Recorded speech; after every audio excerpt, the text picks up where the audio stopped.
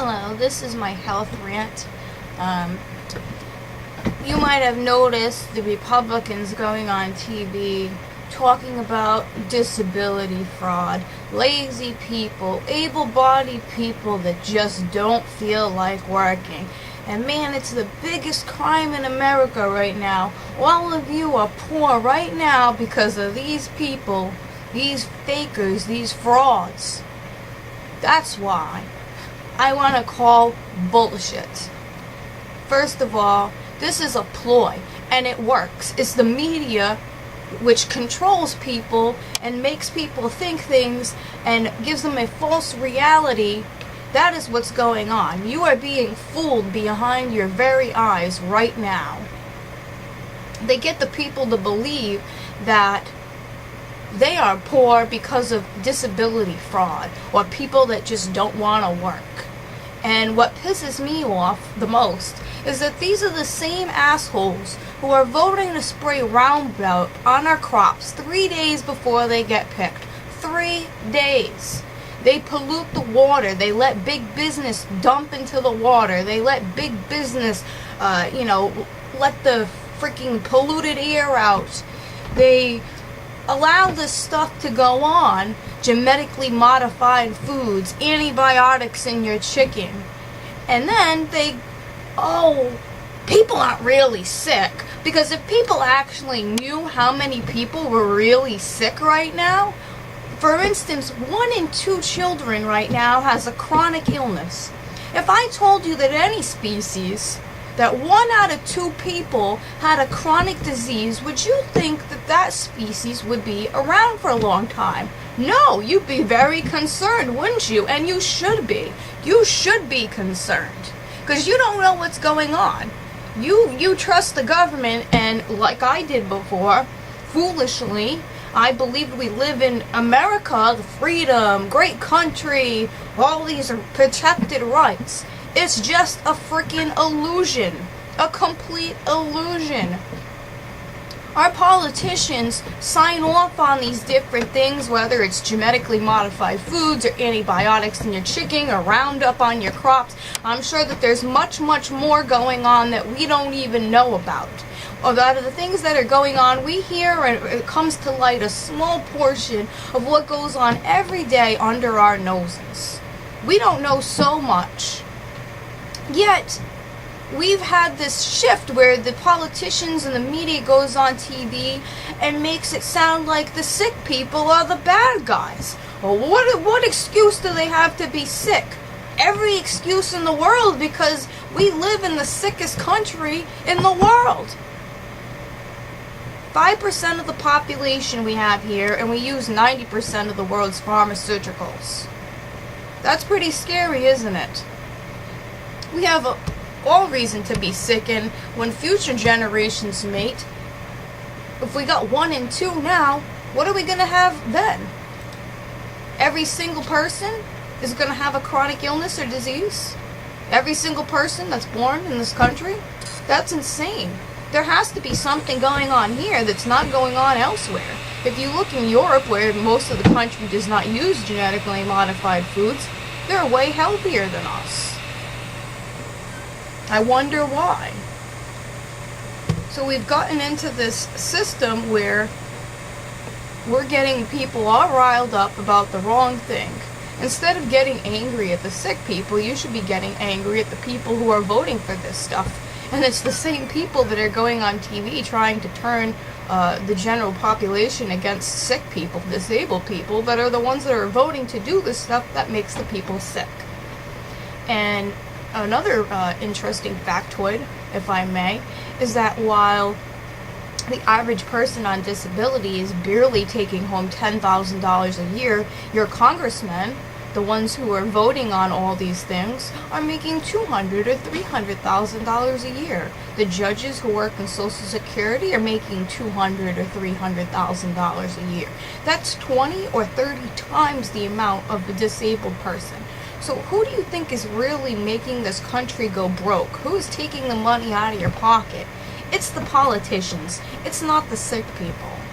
It's a shame in this country the way we treat people, and it's the best kept secret there is, because Nobody knows. We've gotten people so riled up about the wrong thing and so angry that we've actually got people that on a regular basis, I hear it all the time. A person goes to the supermarket, they got a handicap plate, they got a cane, they got a walker, they got a wheelchair. They have 2 or 3 strangers coming up to them, swearing at them, spitting on their car, almost physically assaulting them, telling them that they're a fraud. They don't really need that wheelchair, they stole it from their grandmother, they're just lazy and don't want to walk. Or even as far as to start yelling at them to get a job and stop get off your lazy ass. We've got doctors that are basically trained to ignore people. You go to the doctor's office, you have a problem, you know what you're going to get told? You're crazy. You're insane. No tests will be done, no blood work, no nothing. You're going to have to go back 30 times, see 15 different doctors before you actually get a diagnosis or someone does an MRI. It took me 5 years. 5 years, and mind you, I've been in 6 car accidents. 5 years to get an MRI. That's how long it took a doctor to write an MRI out for me. And of course, when it came back that I had all kinds of problems with my spine. Sacral joint dysfunction, reversal of the cervical spine, scoliosis, sciatica, all this stuff, bulged disc, herniated discs. 5 years I was going on like that. I can't even tell you how many times I went to the doctor, but I must be crazy. I must be faking it. So they've just basically been trained that everybody who goes in there, just ignore them for a while. Just ignore their concerns, play it down, it's not that bad, why don't you go home and try some stretches, we'll give you a little PT, and so you're suffering for years before you can even get any treatment. And you know what? That costs people money. That's 5 years out of someone's life where they weren't working because they were not getting proper treatment for their condition. So that is costly. Ignoring people when they have real concerns and pushing off MRIs and pushing off tests is not cost effective, is not helping anybody, but this is the environment and the climate that sick people are living in today. Where your doctors don't care, they just ignore you, they've been trained to just dismiss your concerns, even tell you you're crazy, recommend that you go to a psychiatrist. Yeah, I went to 2 different psychiatrists. I went in there, I told them my story, and they go, you don't need to be here. You have a medical condition. You don't have a psychological or psychiatric condition. You have a medical condition. And there's nothing here that I can do for you that's going to fix your medical condition. You need to be with a medical doctor. And so I'd go back and forth, and I remember at the time I went back to the doctor who had referred me to the psychiatrist, and I said, look, this is what the psychiatrist said. And the doctor's like, you don't have a mental problem? You mean there's nothing wrong with you mentally? And I'm like, yeah, that's what the doctor said. I'm like, why are you so shocked? I mean, I'm displaying physical symptoms, not mental symptoms. I'm not crying all the time. I'm not bipolar. I'm not swearing or going off the handle all the time or something. I have pain. I have sweats. I have whatever, but that's not a psychiatric condition. And so this is basically, and let me tell you, this is across the board. I belong to a lot of disability support groups, disability advocate groups, and this is just across the board what people are hearing is that they don't have a medical problem, they have a psychiatric problem, and they're sent to different psychologists, they're sent to a therapist, and they all hear the same thing when they get there, that they don't have a psychiatric problem. So, and I mean, that's another thing. Doctors just push you back. Oh, well, I don't want to deal with you. Go see a rheumatologist. Rheumatologists don't want to see you. Go see a cardiologist. And so you play this game where, you're bouncing back and around and you get nothing done. Nothing at all. So this is how the climate that we are experiencing right now. And it is just horrible. It is terrible to be a sick person living in the United States. If people knew what was really going on, they would be outraged. There would be protests.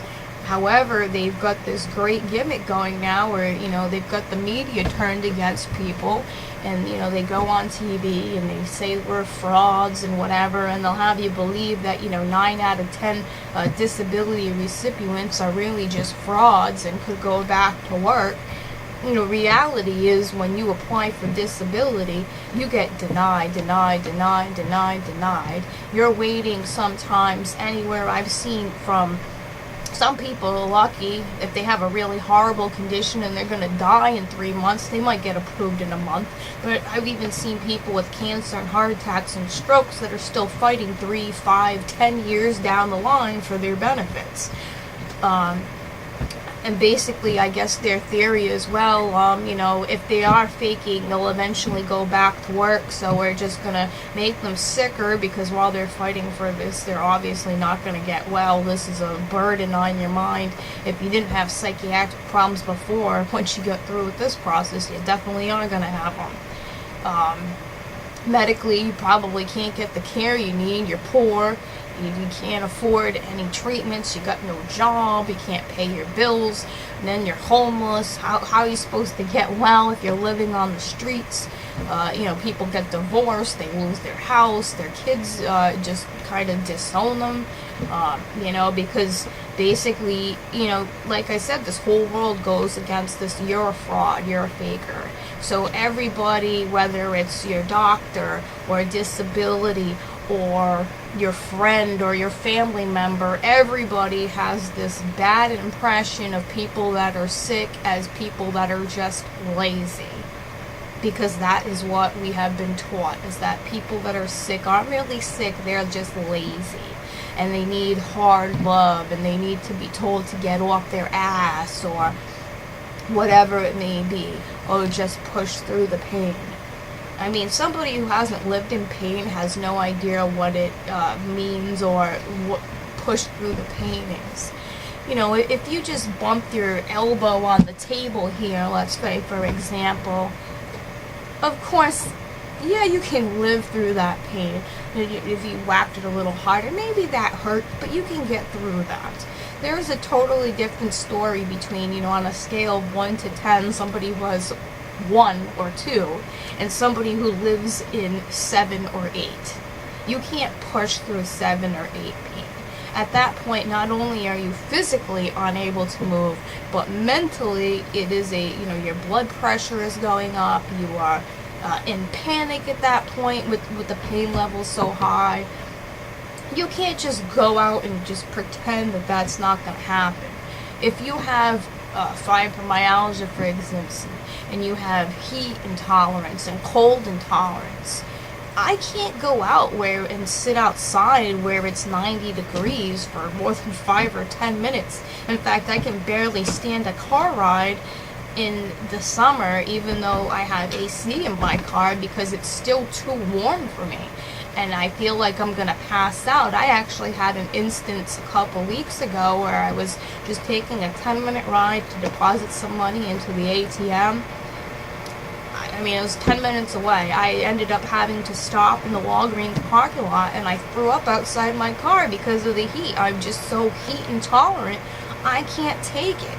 So for somebody just say, oh, okay, just go out in the heat, well, that's not going to make me any better. If anything, that's going to make me worse, further debilitate me so that I'm able to do even less than I was already able to do. Same thing with pushing your body physically too much. If you've got spine problems, back problems, and I sit in this chair here for 3 hours, I'm going to be in trouble. For the rest of the day, I'm not even going to be able to walk. So if I had paced things out and done things in accordance to what my body is comfortable, what my body can handle, I might have been able to do more this afternoon. But if I do too much, I'm not only going to be able to do less today, I might even carry over for a few days. If you have fibromyalgia or chronic fatigue syndrome, you can actually put yourself in bed for a period of weeks or months by overdoing it. So, go and get some exercise or get off your ass is not the solution. And it's appalling. I mean, for instance, okay, people have cancer. We understand that. Although the Social Security disability doesn't, but that's a whole nother story. But we understand cancer. We're not going to tell people to get off their fat ass and get back to work or go exercise if they have cancer. But why do we think it's okay to do it to other things? Like, well, you have multiple sclerosis, is that okay? Or if you have lupus, is that okay? What one point does it become okay to say to a hurting individual who is already going through so much with job loss and loss of friends and losing their career, and there's just so many things that happen to you when you become ill that you can't imagine how much of yourself you actually lose. Hobbies, interests. I mean, the things that I used to do for hobbies are all very physical. I like to rollerblade. I like to, take hikes and go on the beach. So, because of my heat intolerance and stuff now, there's really the things that I used to really love and enjoy, I can't do anymore. I went to school to become a lawyer. I was almost there. I graduated from my 4-year school with a degree in criminal justice. That was from the time I was 6, because I was involved in foster care and, just had a rough childhood. That had always been my dream, to be able to help children that were in the predicament that I had been in when I was younger. It was what kept me going, through high school, what kept me going through college, when really bad things would happen in my life, and I've been through some really traumatic events. That's what kept me fighting, and to lose that's really like the biggest loss, and I really still haven't gotten over that, because it's really hard to keep going now, because I don't have that anymore. I don't have, that was all that I had to keep going, and I don't know where or what I'm even here for anymore, because that was my purpose. That was my purpose in life. And to wake up every morning and have no idea what your purpose is anymore, or why you're even here. Are you just here to, suffer? Am I here every day to wake up in pain and go to sleep in pain and wake up the next day in pain and deal with people's stares and nasty comments and disabilities, BS? Is that all there is to my life? And it's pretty sad and pathetic if that's all I'm ever going to amount to. That's certainly not something that anybody does by choice. So, that's not something you choose. No one chooses one day if you're totally physically able to get up. And then, there are two types of people in this world. And we know that. The people that have been lazy have always been lazy. They didn't even finish high school because they couldn't be bothered to go to school. They've always had this type of personality where, they're mooching off people or whatever, and we know those people.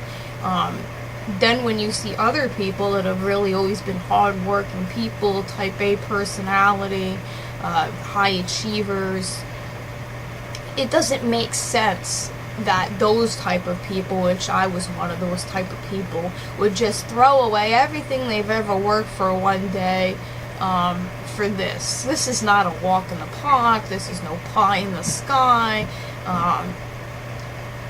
And some people, for instance, will use that phrase, oh, I wish I could stay home all day, or I wish I could stay in bed all day.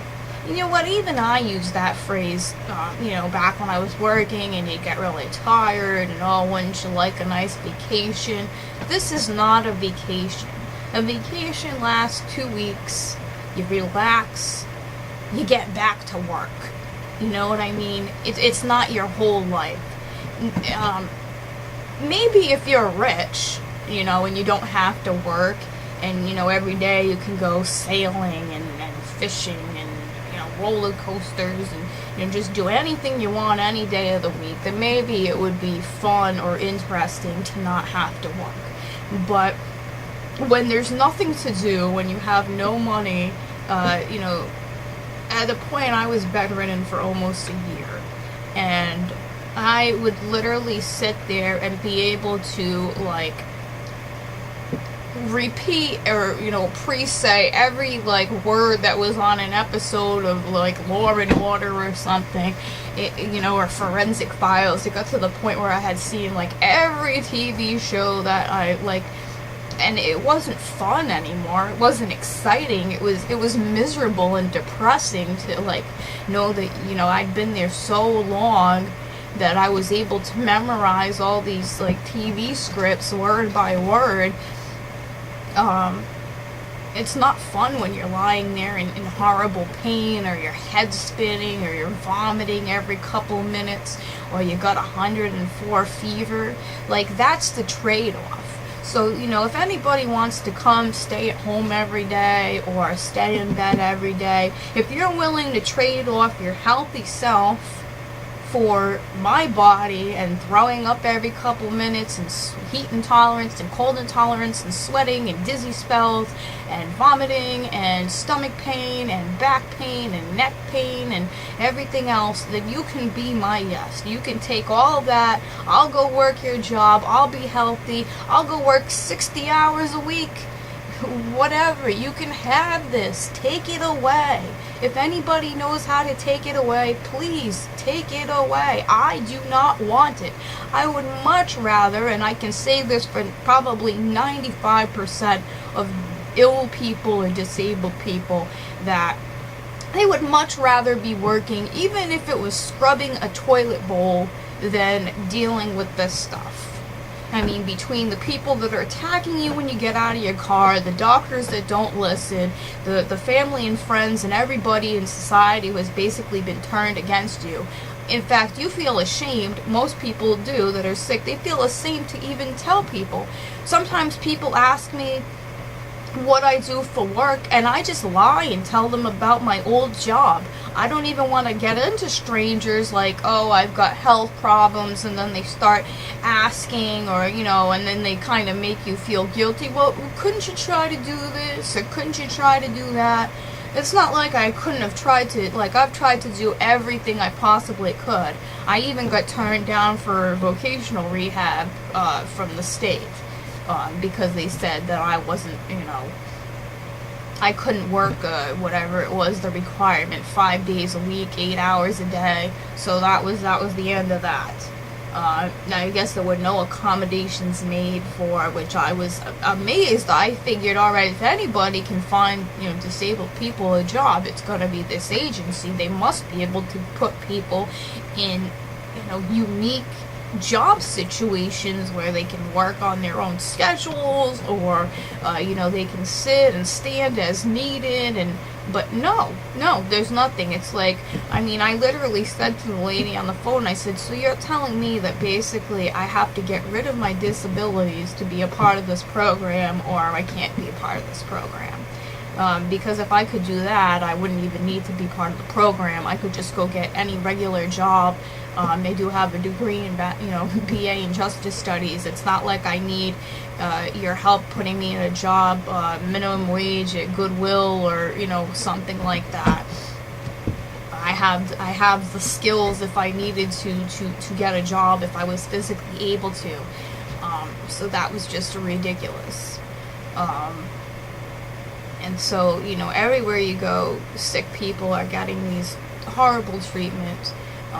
Society has just turned people against us and made it seem like, we're the worst thing in America. Everybody's defrauding the government. The reality is that the number of people that are actually doing this are, minute. Maybe, like I said, 5%, maybe not even 5%. Or, you know what I mean? Maybe not even. But what happens is they take this one instance, like, for instance, that lawyer and judge combo. I can't remember where they were, but they were running some type of scam to get people approved for disability that didn't really belong on disability, and the judge and the lawyer were splitting the back pay or something like that. And that's on every channel. Every channel. Everyone starts talking about it. They do a 60-minute show on it. Nobody does a 60-minute show on all the other people that are waiting for disability, that are losing their homes, they're losing their marriages. Nobody highlights that story. We take this one incidence of something bad happening and glorify it, put it on every channel, run it every 5 minutes, and create this picture of this situation going on, when in reality it's the complete opposite. That every day in this country, thousands of people that deserve disability benefits are getting denied for disability benefits.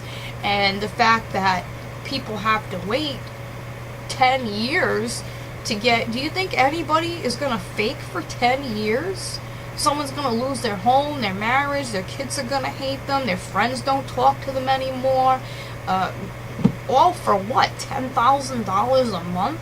I mean, not $10,000 a month, sorry, $1,000 a month, $10,000 a year. And that's if you get approved. You're waiting all this time, you don't even know it. To God, the chances actually when you go in front of a judge, even that's 3 years down the line, some of the judges' approval ratings are like 16%.